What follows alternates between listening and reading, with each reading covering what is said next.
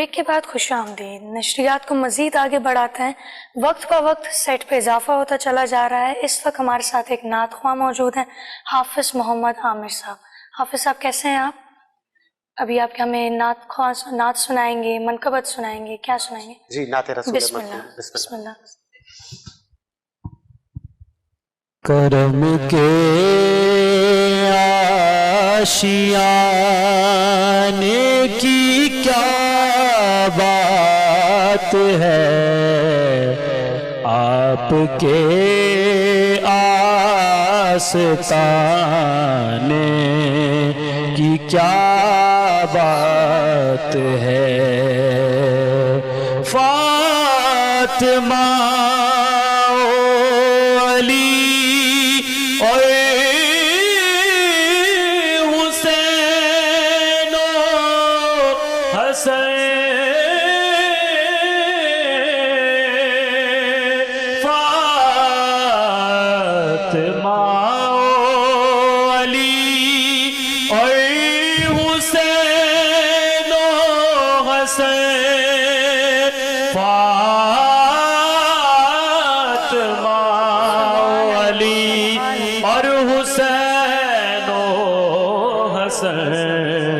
پنجتن کے گھرانے کی کیا بات ہے, پنجتن کے گھرانے کی کیا بات ہے.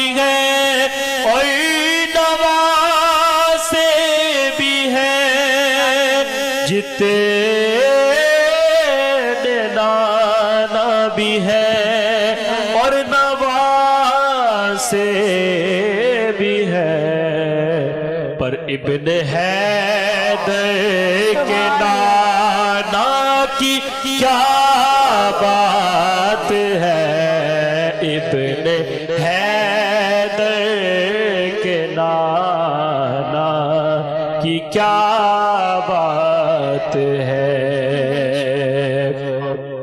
تک کے بولے نکیرین حاکم مجھے,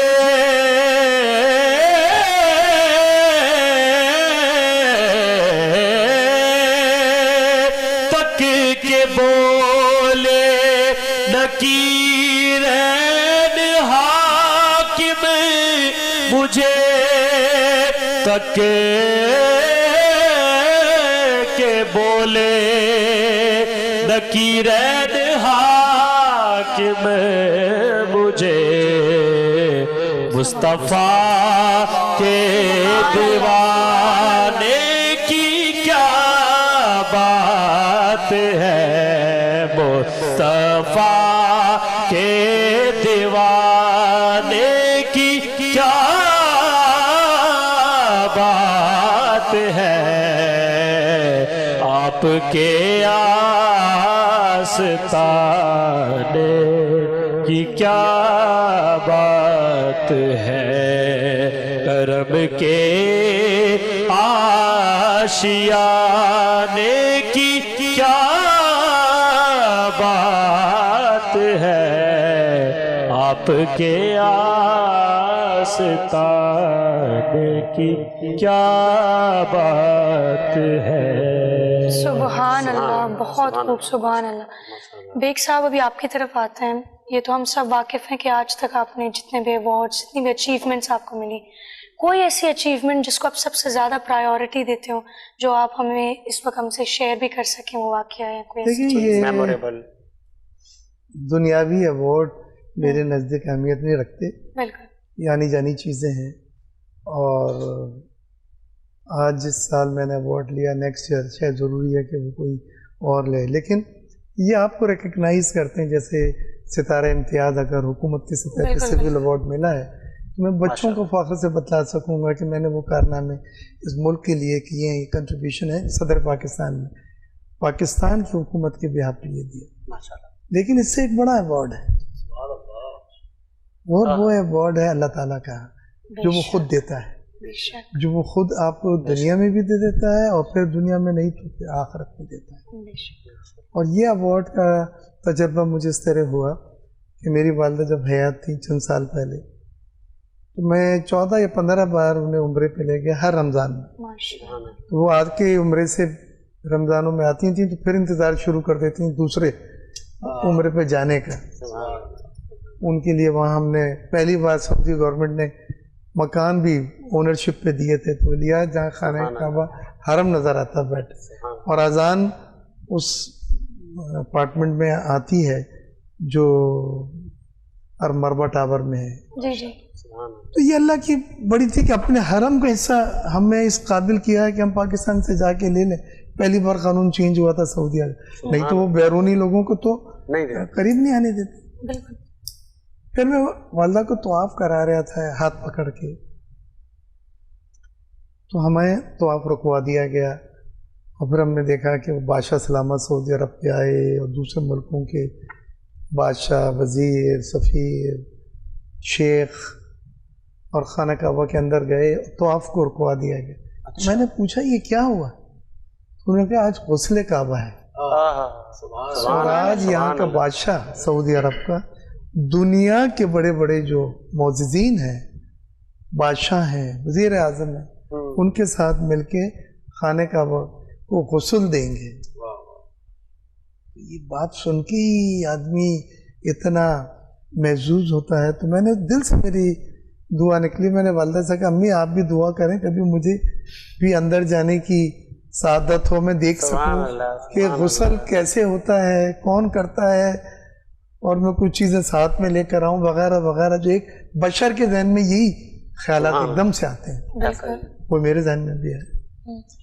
अब मैं भूल गया, 2 साल हो गए। फिर एक दिन दोपहर में फ़ोन आया सऊदी कौंसलेट से, मेरा दोस्त था कौंसल जनरल, कि बेग साहब आप as a consul general of Yemen और आपके भाई Ishtiyaq bag as a consul general of Morocco, मराकश, दोनों सिलेक्ट हुए हैं, रॉयल फैमिली के मेहमान हैं गुस्ले काबा में शिरकत के लिए, आप जल्दी पासपोर्ट भेजें। मैं भागा हुआ गया और मैंने वालदा के पैर पकड़ लिए। कोई सोच नहीं सकता था कि वालदा की दुआ आप तो भूल गए ना क्या कि बिल्कुल ऐसे वो नहीं भूली, और उसकी दुआ के माँ की दुआ फिर उसका एक मर्तबा है, खुदाई चेहरा है। फिर हम जल्दी जल्दी तैयार होके गए, हम रॉयल गेस्ट थे, वहाँ रिसीव किया, और जिस दिन फजर के बाद गुस्ले काबा था उस दिन हम वो दूसरे बादशाहों और वज़ीर आज़म और सफ़ीर उनके साथ बैठाए गए जी। और पहले बैच में मैं था, 20-20 के 3 बैच थे पूरी दुनिया से आए। तो हमें ले गए रेड कारपेट पे और हजर अस्वद के सामने मैं जाके मैंने सर दे दिया, तो मांगने लगा और मुझे ये देख रहा था कि मैं पीछे से हटा के नहीं रही। ये अरबी जो सिपाही था, पता चला कि आप रॉयल गेस्ट हैं, या आपको हाथ नहीं लगा सकते, आप 2 घंटे पड़े रहे, वेट करेगा। बहरहाल हमने हजर अस्वद सादत हासिल की।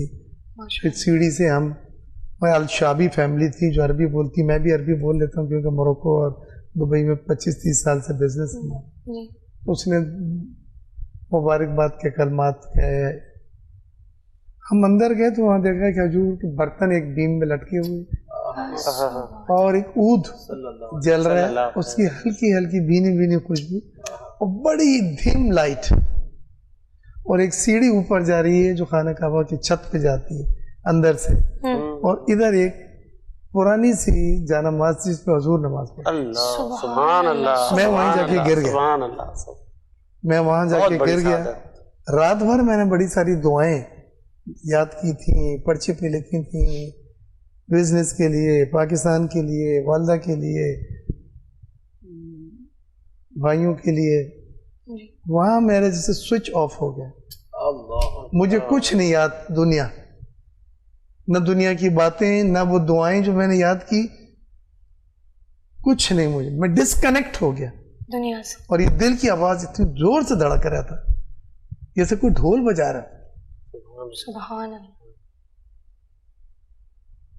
میں تو دعائیں مانگتا رہا، اندھیرا کم تو پہلا بیچ چلا گیا، دوسرا بیچ آ گیا، کسی نے مجھے دیکھا نہیں، میں رو رو کے دعائیں کرتا رہا. پھر غسل کعبہ ہوا، ململ سے انہوں نے اندر اس کو دھویا عرق غلام، اور پھر وہ ہمیں تحفے میں پانی عرق غلام اور ململ ہمیں دی گئی، اور خانہ کعبہ کا جو غلاف اترا تھا اس کا ٹکڑا دیا گیا ہمیں، تو جو ہمارے لیے بہت بڑی نعمت تھی. جب والدہ کا انتقال ہوا تو ہم نے ان کی آنکھوں پہ وہ رکھا دفنانے سے پہلے، تو وہ ہمارے گھر کی سب سے قیمتی چیز بن گئی. پھر ایسا ہی بے شک. تو جب ہم واپس نیچے اترے تو لوگ تھے، انہوں نے کسی نے قمیض پھاڑی ایک میری، کوئی ململ مانگتا تھا، کوئی عطر کا ہاتھ تھا، اندر عطر لگائے تھے ہم نے، وہ چاہتا تھا ان کے کپڑوں. لوگ تھے وہ مجھے پولیس گھیرے میں لے کے ریڈ کارپیٹ میں لے گئی. رات کو ڈنر تھا، وہ الشابی فیملی جن کے پاس چابی، سعودی کنگ کے پاس نہیں ہے چابی، ایک الشابی فیملی، انہوں نے ڈنر دیا تھا، ہم تحفے وغیرہ لے کے گئے تھے، کارپیٹ وغیرہ دیے. تو میں اور میرے بھائی اشتیاق ہم یہی سوچتے رہے کہ یہ میرے مولا نے دل سے نکلی ہوئی 2 سال پہلے کی بات والدہ کے دعاؤں سے کیسے پوری کرا دی، اور یہ چیز کا کوئی تصور نہیں کر سکتا تھا کہ آپ غسل کعبہ میں حصہ لیں گے وہاں کے بادشاہ کے ساتھ اور وہ سب چیزیں لے کے آئیں گے. بہت بڑھیا چیز. تو میرے نزدیک یہ جو ایوارڈ دیا ہے اللہ تعالیٰ نے مجھے، یہ ان سب ایوارڈوں سے بہت بڑا ہے جو میرے گھر میں بھرے پڑے ہیں. ایسا ہی ہے. اور وہ زنگ بھی لگ جاتے ہیں، یہ ایوارڈ زنگ نہیں لگتے، ان ایوارڈوں کو زنگ نہیں لگتا. آگے بڑھاتے ہیں نشریات کو. ہمارے بیچ موجود ہیں مولانا عبد الرحمان رحمانی صاحب. رحمانی صاحب، ماں کا ذکر جو چلا تو ہم نے بھی کہا کہ ماں کی فضیلت آپ سے پوچھیں کہ ہمارے دین میں بہت ساری ایسی مائیں جنہوں نے ایسے بڑے بڑے ولی پیدا کیے کہ جنہوں نے دین اسلام کے لیے بڑی قربانیاں دی، تو کوئی ایسی ماں جو تاریخ اسلام میں آپ کہیں کہ آج کے موضوع کے حوالے سے؟ ماں کو جو رتبہ ملا ہے اسلام کے اندر وہ بہت بڑا رتبہ ہے اس کا. ایک قصہ ذکر ہے جس میں صحابی جو ہیں وہ آپ صلی اللہ علیہ وسلم سے سوال کرتے ہیں کہ دنیا کے اندر سب سے زیادہ ماں کا رتبہ بڑا ہے یا باپ کا؟ تو آپ صلی اللہ علیہ وسلم نے جواب دیا ماں کا. اچھا. انہوں نے پھر سوال کیا دوسری مرتبہ کہ والد کا درجہ بڑا ہے یا ماں کا؟ تو انہوں نے کہا والدہ کا. پھر تیسری مرتبہ پھر سوال کیا انہوں نے کہ یہ والدہ کا رتبہ بڑا ہے یا والد کا؟ تو آپ صلی اللہ علیہ وسلم پھر فرمایا والدہ کا رتبہ بڑا ہے. ماشاء. تو پھر چوتھی مرتبہ جب سوال کیا پھر آپ نے فرمایا کہ والد کا رتبہ. تو 3 مرتبہ جو ہے وہ آپ صلی اللہ علیہ وسلم نے ماں کا رتبہ بتایا ہے اور چوتھے درجے پر باپ کا رتبہ. تو ہمیں اس سے اندازہ لگانا چاہیے کہ والدہ کا کتنا اہم کردار ہے اسلام کے اندر اور ہمیں کتنی قدر کرنی چاہیے. بے شک بے شک. بہت بہت خوب، بہت اچھی بات کی. احمد بخاری صاحب بہت ہی میٹھے انداز میں آپ نعت و منقبت پڑھتے ہیں، تو میں چاہوں گا کہ نعت رسول مقبول اگر آپ اپنی آواز میں بھی سنائیں، اور مدینے میں بھی اکثر آپ کی حاضری ہوتی ہے، تو بسم اللہ. صلی اللہ علیہ یا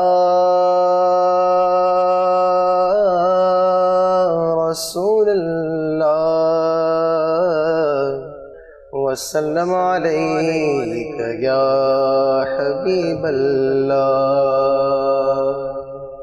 اللہ کی سرتاب قدم شان ہے یہ، انسان نہیں انسان وہ انسان ہے یہ. اور قرآن تو ایمان بتاتا ہے انہیں، اور ایمان یہ کہتا ہے میری جان ہے یہ. پڑھ لیجئے صلی اللہ علیہ یا رسول اللہ وسلم علیک یا حبیب اللہ. لو مدینے کی تجلی سے لگائے ہوئے ہیں، لو مدینے کی تجلی سے لگائے ہوئے ہیں، لو مدینے کی تجلی سے لگائے ہوئے ہیں، دل کو ہم مطلع انوار بنائے ہوئے ہیں، اور کشتیاں اپنی کنارے سے لگائے ہوئے ہیں، کشتیاں اپنی کنارے سے لگائے ہوئے ہیں، کیا وہ ڈوبے جو محمد کے تیرائے ہوئے ہیں، کیسے ڈوبے جو محمد کے تیرائے ہوئے ہیں.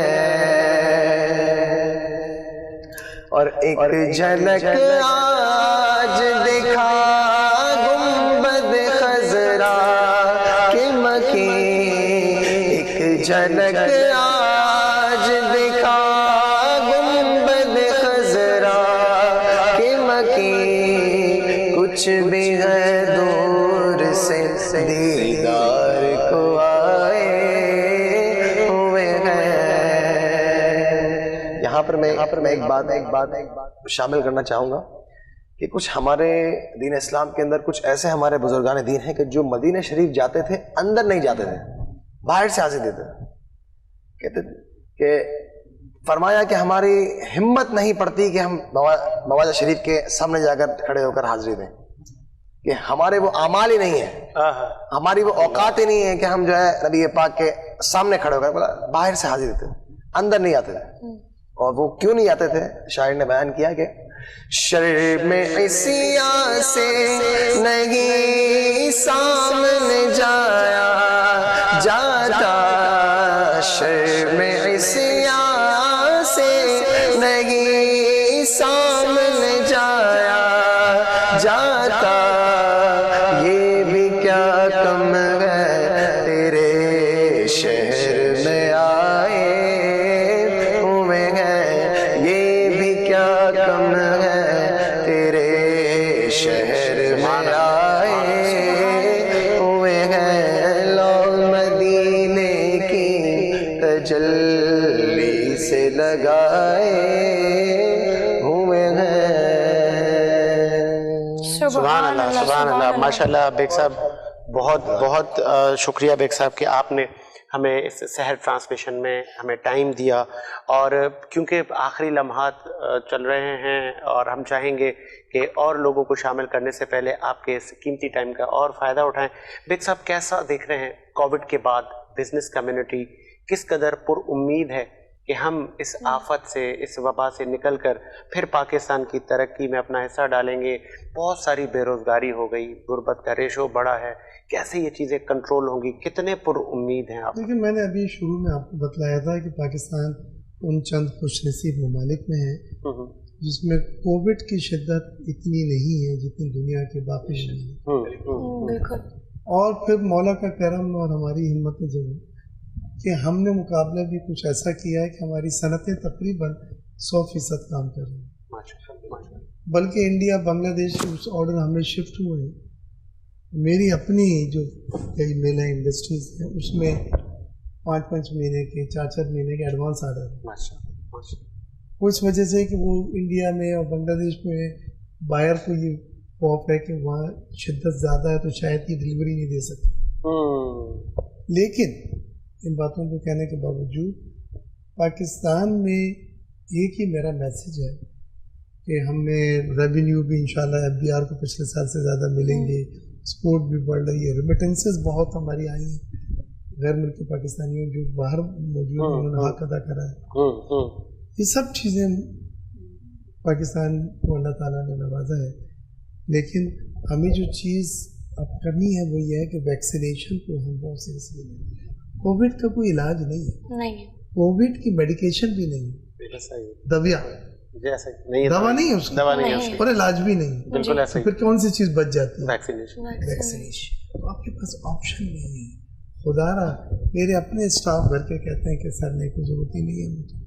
تو یہ چیزیں پوری دنیا پاگل تو نہیں ہے. تو پاکستان میں اسٹیج وائز مرحلہ وائز لگ رہی ہے. خدا را اس کو لگائیں اور وہ آپ کو آئندے والے سالوں کے لیے آپ کو بھی محفوظ کرے گا اور آپ سے آپ کے بچوں کو یا آپ کے بچوں سے آپ کو محفوظ کرے گا. بالکل. اور اس کا کوئی نعم البدل نہیں ہے. کیا کہنا, ایسے ہی کوئی نعم البدل نہیں. آپ نے ویکسینیشن لگانی ہے یا پھر آپ کورونا سے جنگ کے لیے بغیر ہتھیار کے میدان میں نکلے کھڑے ہیں. عقل مندی نہیں ہے, دانش مندی نہیں ہے. صحیح. لہٰذا خدا را میرا میسج آپ کے پروگرام سے یہ ہے, اپنے پیاروں کو بہت جیسے جیسے آپ کا مرحلہ ہے, پہلے 60 سال سے زیادہ کا تھا, 50 سال کا ہے, ہیلتھ ورکرز کا آیا, اب رمضان کے بعد یہ سب کو کھول رہے ہیں. اچھا. ہاں, اس میں آپ لوگ جائیں. خدا را اس میں کوئی ریئیکشن نہیں ہے. میں خود لگا کر آیا. چائنا کی جو سائنو فارم ہے 1 ملین ڈوز لگی, اس میں کوئی ایک سنگل ریئیکشن نہیں ہوا. بتائیں یہ تو آپ کس بات کے خوف یا ڈر یا جھجک ہے؟ تو دعا جی آپ بھی جا کے لگائیے گا. جی جی ضرور. اور آپ بھی ساجد جائیں. ضرور ضرور سر. تاکہ ہم چاہتے ہیں نیکسٹ پروگراموں میں ہم آپ کے ساتھ انشاءاللہ اسی طرح خطر بیٹھ کے پروگرام کر سکیں. ضرور ضرور ضرور. ہم نے بھی کوشش کی ہے کہ سوشل ڈسٹینسنگ کو مینٹین کیا جائے. کیا پیغام دیں گے آنے والے یوتھ کو جو کالج کے طلباء ہیں, یونیورسٹیز میں اپنی پڑھائی جاری رکھے ہوئے ہیں, آگے عملی میدان میں انہوں نے آنا ہے, کس مائنڈ سے آئیں وہ؟ 4-5 چیزیں ہیں جنہیں آپ کہہ سکتے ہیں کہ ترقی کے لیے وہ میں سمجھتا ہوں ان کا کوئی نعم و بدل نہیں ہے, ان کا کوئی آلٹرنیٹیو نہیں ہے. سب سے پہلے محنت اور انتھک محنت. لیکن محنت تو کولو کا بیل بھی صبح سے شام تک گھومتا رہتا ہے. ایک ڈائریکشن میں, ایک سمت میں آبجیکٹو سیٹ کر کے یہاں جانا ہے, گول سیٹ کر. Goal set. دوسری چیز والدین کی دعائیں, خاص طور سے والدہ کی دعائیں. ہم ملک سے باہر جاتے تھے, جرمنی میں بیٹھ کے وہاں یہاں رات ہو رہی ہوتی تھی کہ امی دعا کریں, میں ایگریمنٹ کر رہے ہیں, انہیں کچھ سمجھ میں نہیں آتا تھا کون سا ایگریمنٹ. وہ دعائیں شروع کر دیتی تھی اور اللہ تعالیٰ میں کامیاب. تو والدہ کی دعائیں آپ پکڑ لیں پیر. جیسا بھی میں نے بتلایا ہے کہ دعا لے گئی تھی ہمیں خانہ کعبہ کے اندر. سوچ سکتے ہیں؟ میں تو نہیں سوچ سکتی. تیسری چیز ہے نیت. دنیا کھیل ہے نیت کا. اربوں کا بزنس ہے. ہمارے کسی نے لاکھ نہیں لیے, ہم نے کسی کے 50,000 نہیں لیے. جہاں نیت پہ کھوٹ آیا وہاں پہ یہ سب چیزیں شروع ہو گئی. بالکل بالکل. تیسری چیز. چوتھی چیز ہے کہ ینگس لوگوں کو, سمر کو, آپ کو شارٹ کٹ نہ ڈھونڈے. زندگی کی شارٹ کٹ. آپ نے شارٹ کٹ سے راتوں رات امیر بننے والا کیا خواب والا تھا. وہ ایسی چیز آتی ہے پھر ویسی چلے جاتی ہے. آپ ڈیپ کورس محنت کر کے 21 سال اگر پڑھنا ہے, 16 سال پڑھنا ہے, 4 سال 5 سال, پھر جا کے آپ دیکھیں. نہ کہ یہ ہے کہ ابھی آپ کی فائنل ڈگری نہیں ہوئی ہے اور آپ شارٹ کٹ کو ایسا بزنس, پھر لوگ بہکا کے غلط جگہ لگوا دیتے ہیں آپ, اور اس میں آپ کو فائدے کے بجائے نقصان ہوتا ہے. یہ سب وہ چیزیں ہیں. میری نوجوانوں کو میسج ہے, ہمارے ملک میں 60% نوجوان آبادی ہے. یہ آبادی جو ہے یہ سرنگ کی دوسری طرف کی وہ روشنی ہے جو میں دیکھ رہا ہوں. ماشاءاللہ زبردست. اور ہر رات کے بعد ایک صبح آتی ہے, اور ہر اندھیرے کے بعد اجالا آتا ہے. آپ نوجوان ہمارے اجالا ہیں, اور انشاءاللہ آپ اس ملک کو اس کا وہ حق دلائیں گے جو اس کا منصب ہے. انشاءاللہ. بریک کا وقت کہا, مجھے بریک کا کہا جا رہا ہے. ایک بریک لیتے ہیں, بریک کے بعد حاضر ہوتے ہیں.